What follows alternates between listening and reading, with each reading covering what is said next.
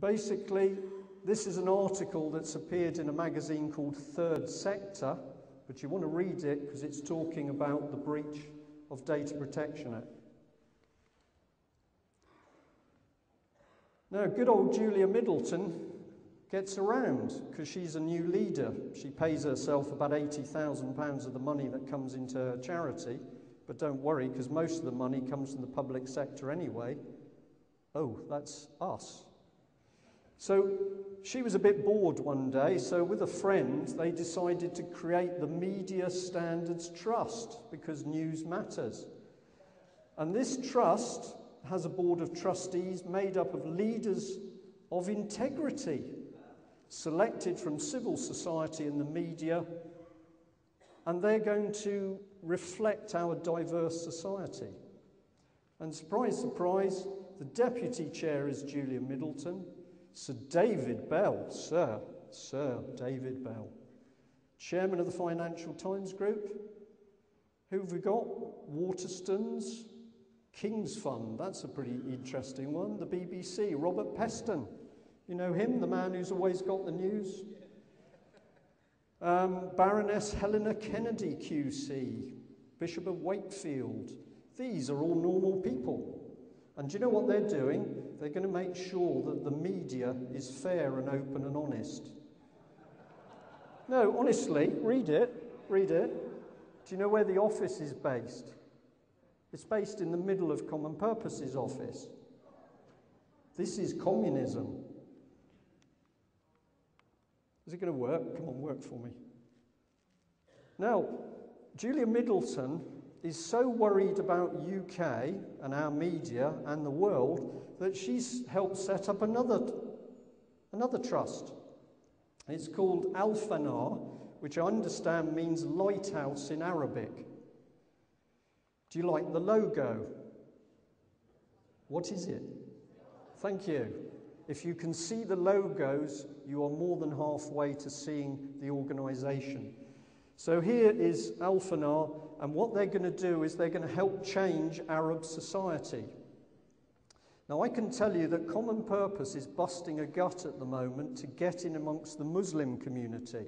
And they've had a huge grant, a number of them from the government, to run leadership courses for Muslims and Muslim children.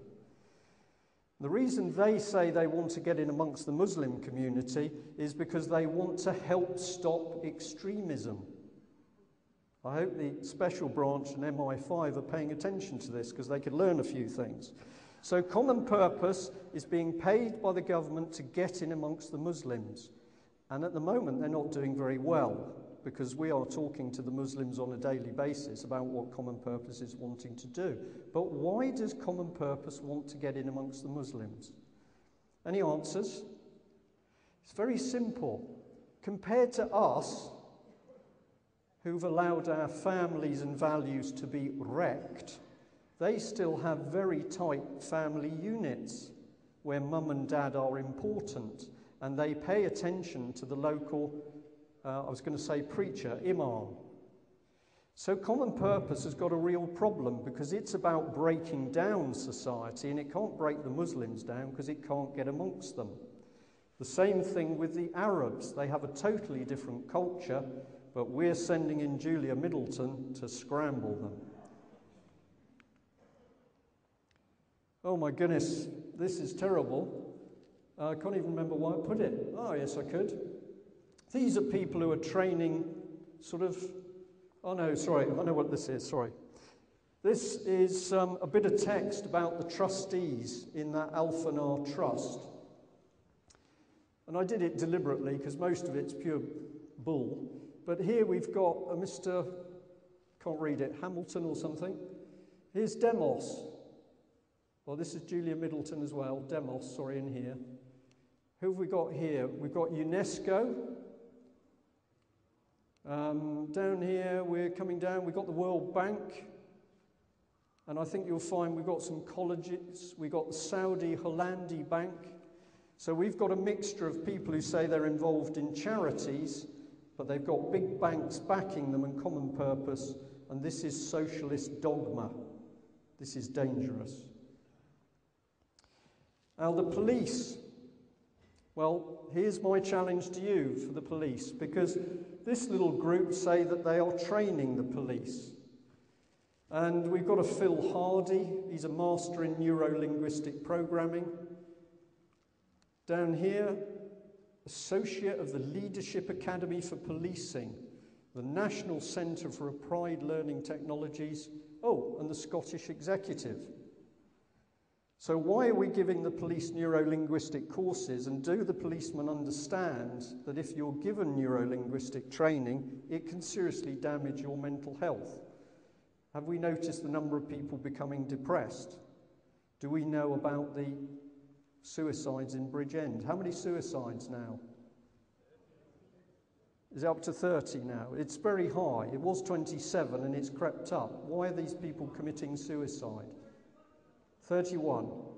We should be really worried about this. Well, if you look and see what courses these people have been doing as youngsters, you'll find it's full of neuro-linguistic stuff. Common Purpose is very active in South Wales. Here's another trainer, licensed in the use of psychometric and personality instruments. He's involved in crisis management, counter-terrorist programs. Blimey.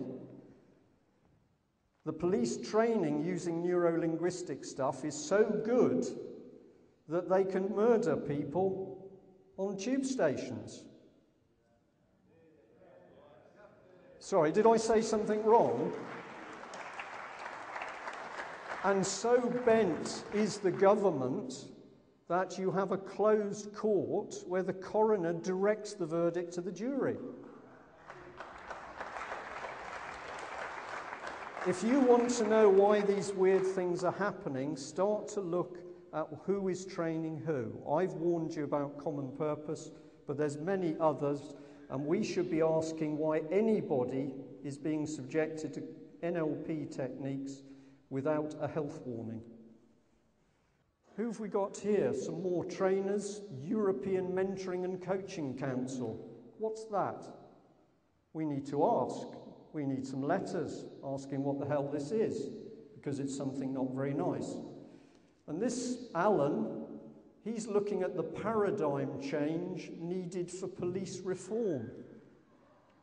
I don't think the police need a paradigm change. I think they need basically going back to basics. But the reason they won't go back to basics is because at senior level, this policy is being pushed through. Okay, I've finished there. If you look on the website, CP Exposed, in about a week's time, a lot more information will go up. A lot more documents, more names, all factual.